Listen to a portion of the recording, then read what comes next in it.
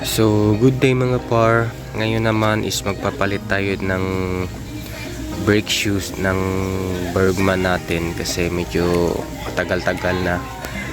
35 ko iudo na hindi pa napalitan ng brake shoe. So, bali ang gagamitin kong brake shoe is yung ito. Phyto brand, made in Thailand. So, okay naman daw to. So, ito, premium brake shoe, high performance materials for all weather usage, specifically designed for aggressive riding, maximum brake power, aggressive response, and longer life. So, ito pala yung papalitan ko kasi yung sa harap na palitan ko na yan dati kasi pud-pud na yun. So, ito, dito sa likod, papalitan natin ngayon. So, almost 35k odo na to. So, let's go!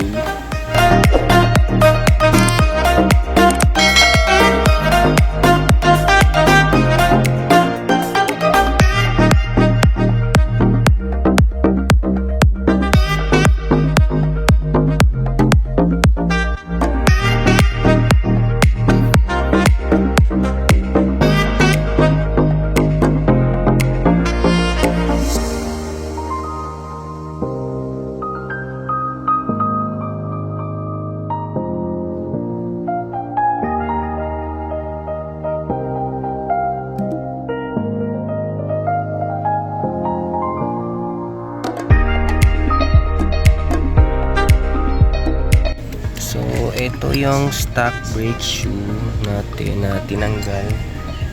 Pinunasan ko na to. Ito yung stock. Yan, medyo makapal pa naman. At ito naman yung Phyto na brand.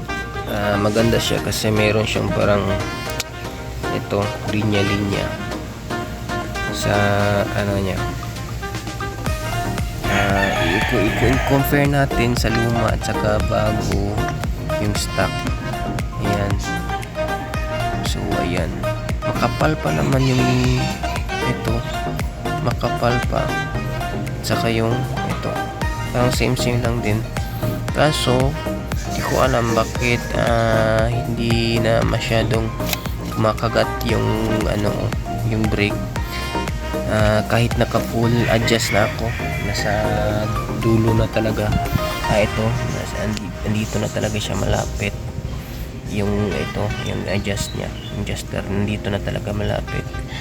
Wala talagang masyadong brake, hindi na talaga kumakagat.